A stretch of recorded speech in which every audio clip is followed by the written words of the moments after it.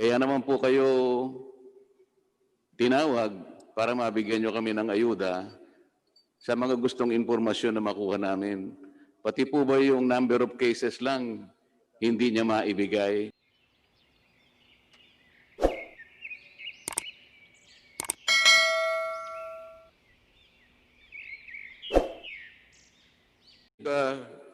Commissioner Lisada.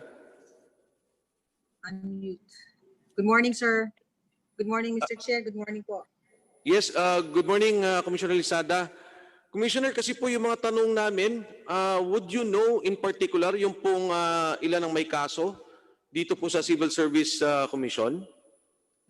What period are we talking about, sir? Because the request for inventory or audit that my office initiated from 2009 to 2020, sir, we were given a list of 74 cases, sir.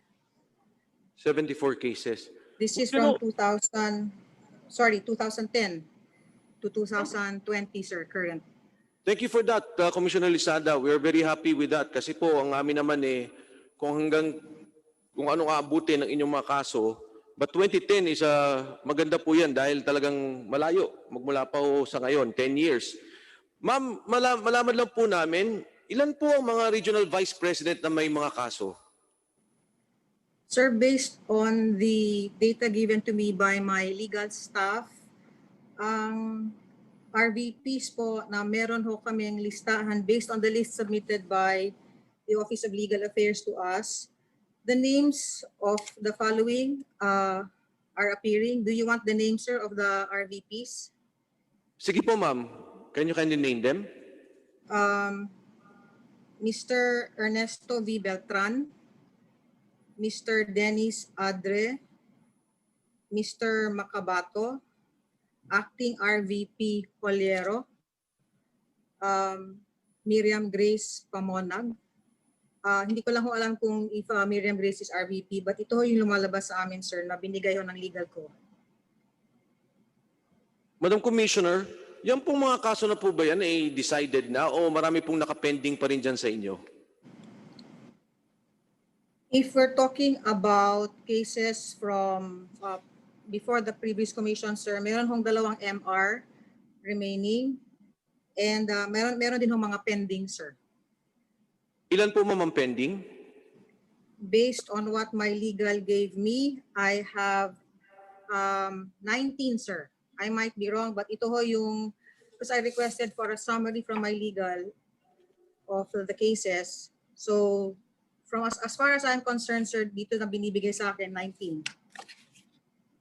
Ma'am, bakit di ba po ang mandate niyo is that within 6 months, these cases should have been resolved and given to the agency concerned?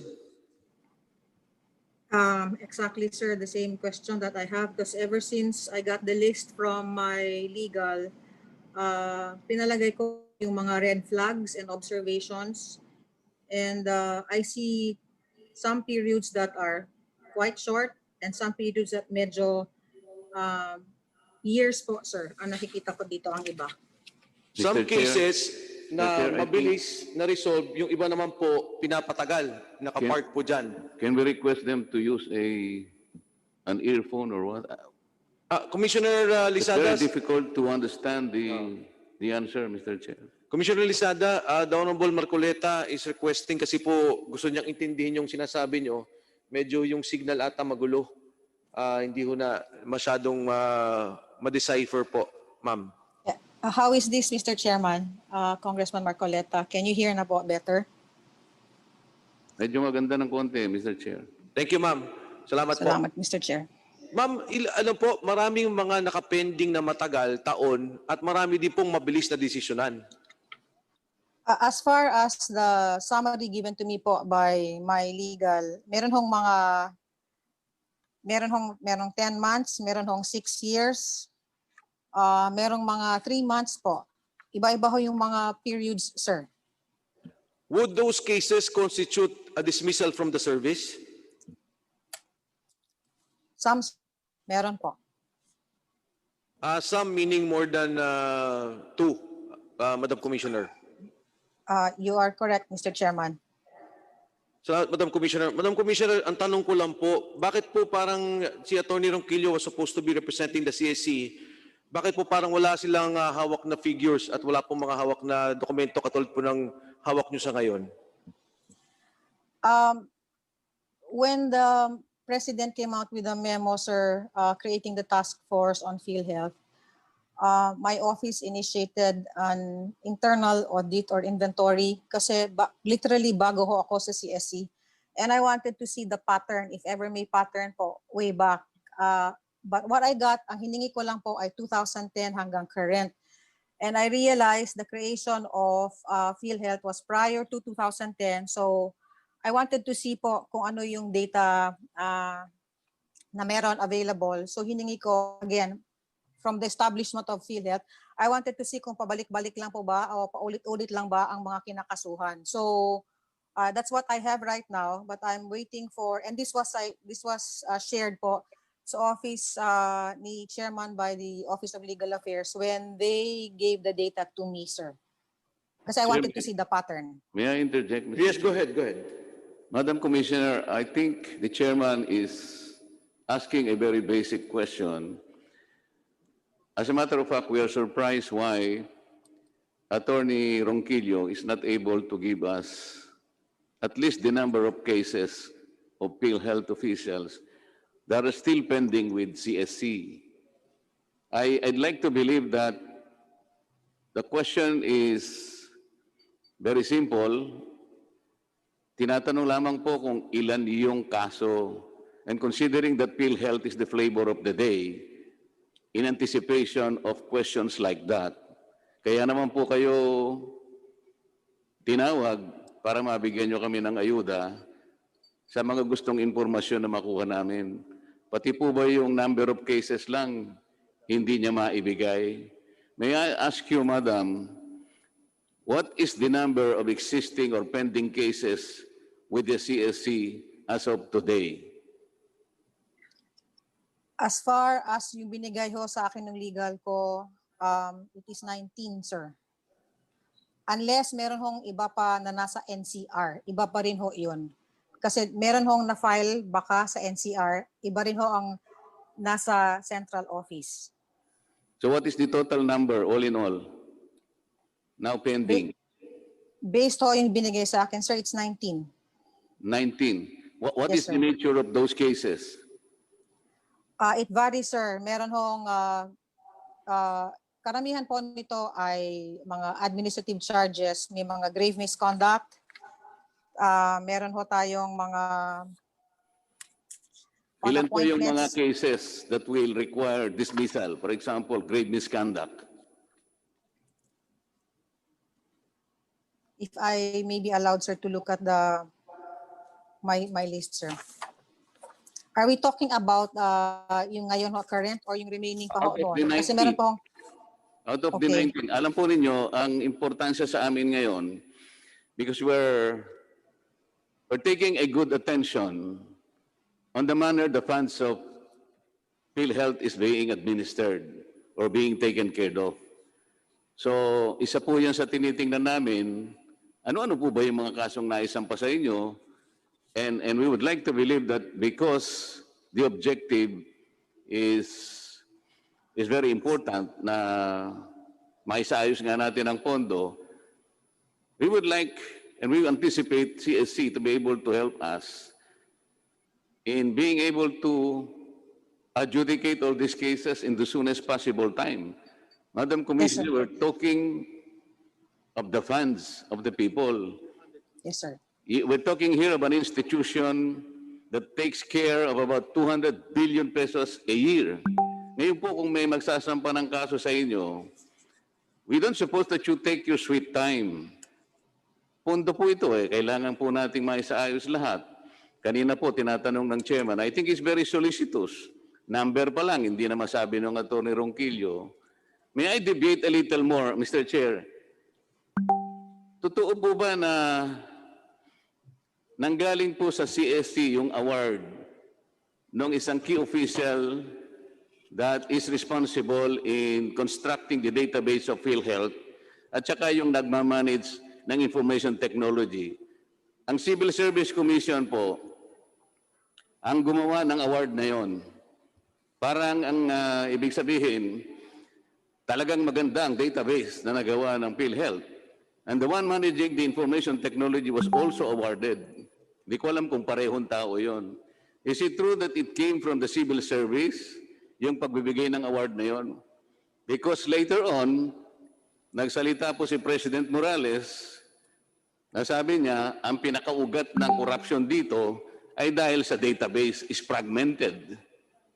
So how do you reconcile the fact that you awarded those particular personnel managing the database of Philhealth and the information technology when later on the President himself na sinabi niya, dito po nag-uugat yung database po namin fragmented, mali-mali.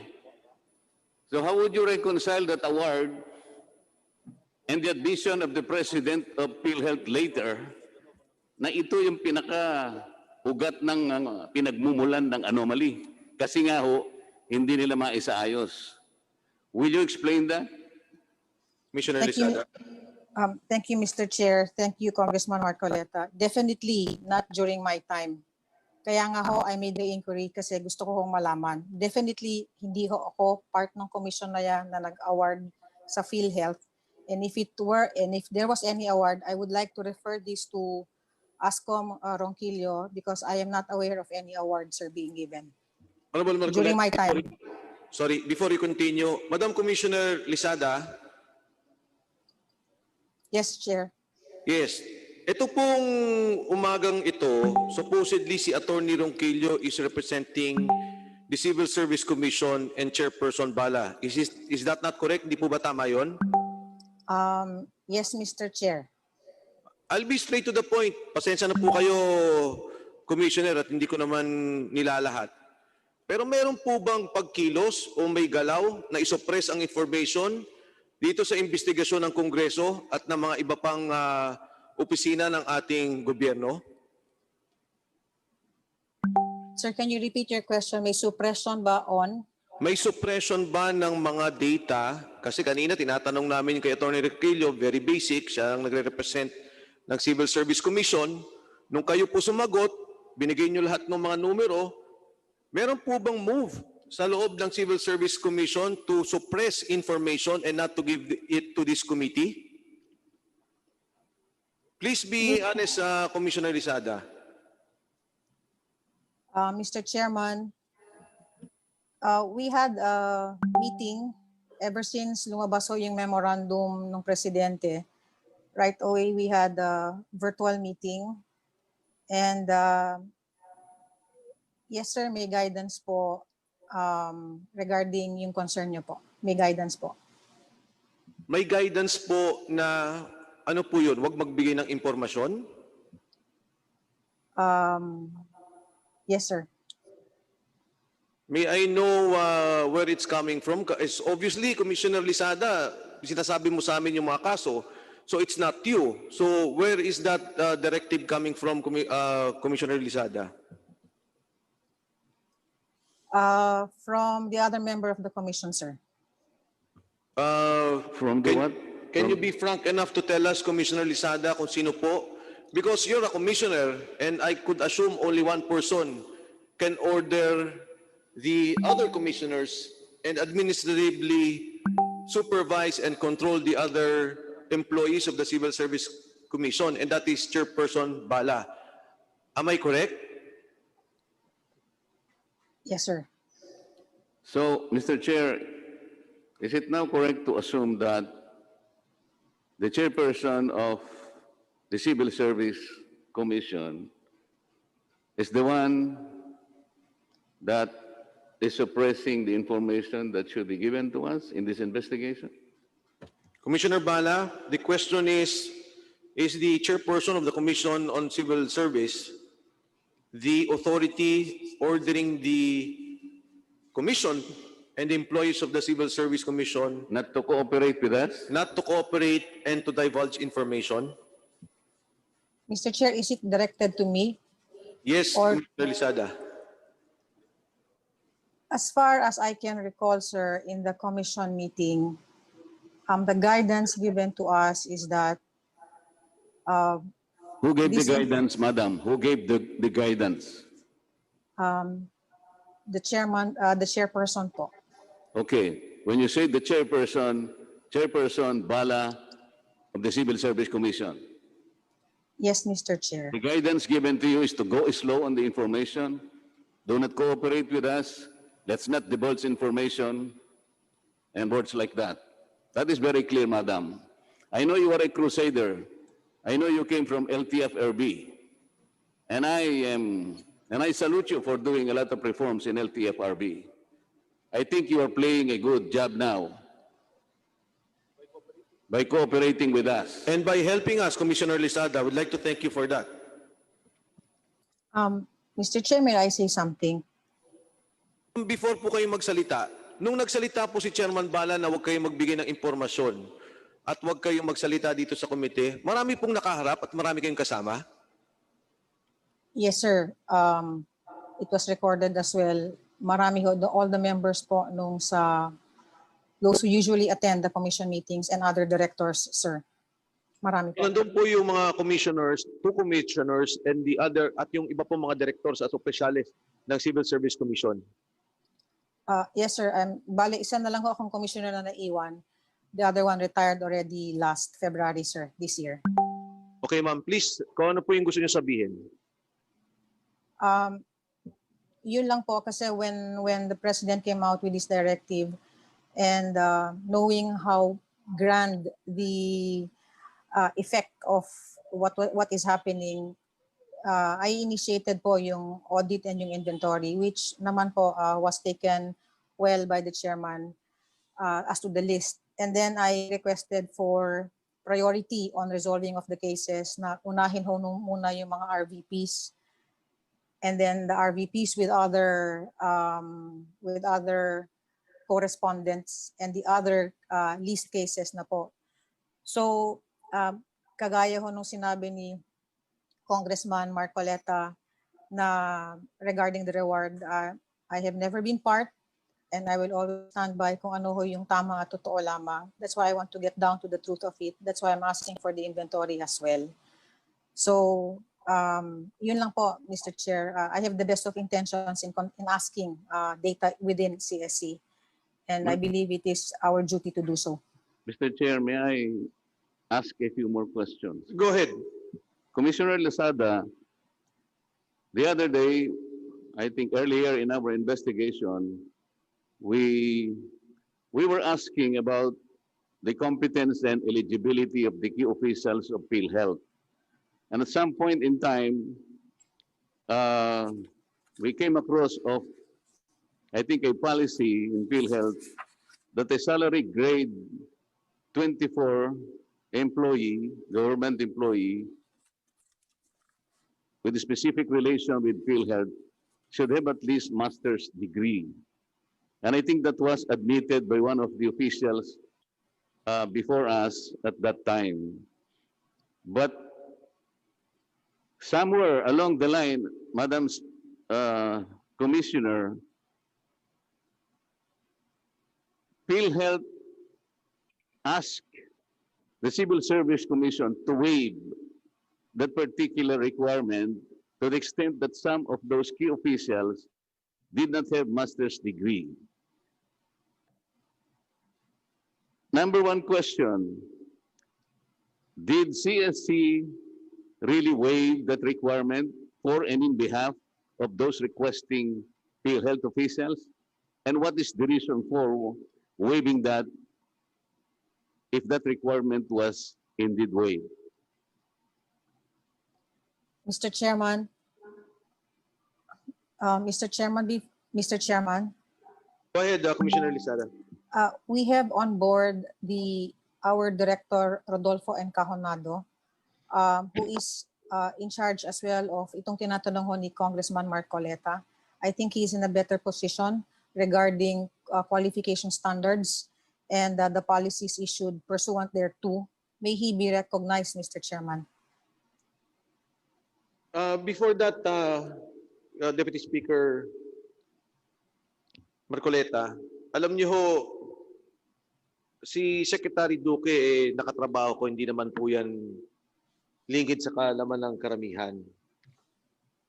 At masakit pong itanong sa akin to, but I have to ask this question. Naging civil service chairman din po siya eh. Tama po ba, Commissioner Lisada? Tama po, Mr. Chairman.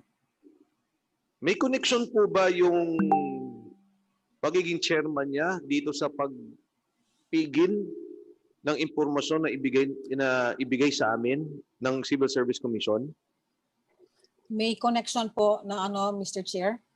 May connection po ba dahilan sa siya po yung nagsilbi bago kay Chairperson Bala, may mga tao dyan na galing Philhealth and I'm sure konektado sa kanya.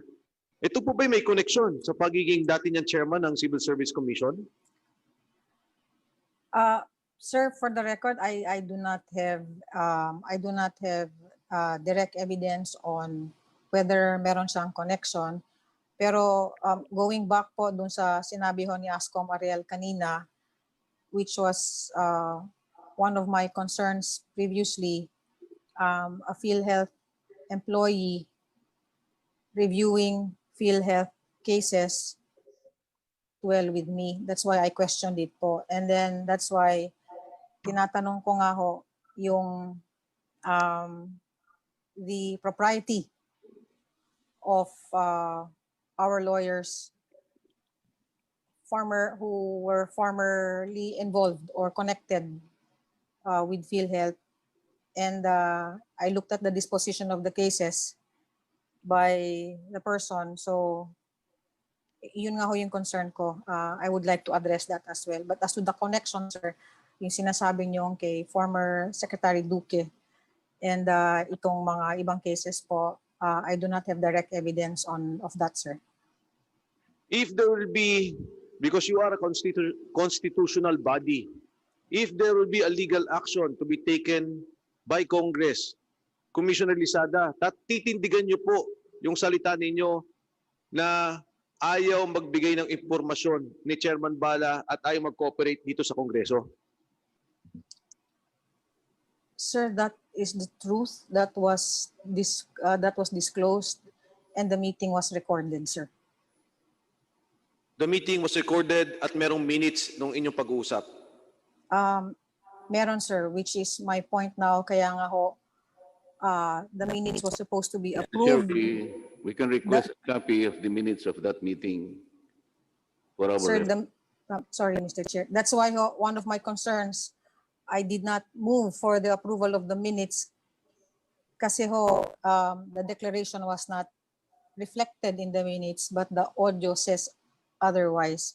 So that's why we're preparing our memo for the correction of the minutes, sir. There was an audio of the meeting, but the minutes to be approved, tinanggal na po yun. Can you tell us exactly what were the words of Chairperson Bala? If my recollection serves me right, this information should not be made public, nor should be given out to anyone who would be asking, either in aid of legislation or investigation. Parang ganon. Yun ho yung matandaan ko, sir.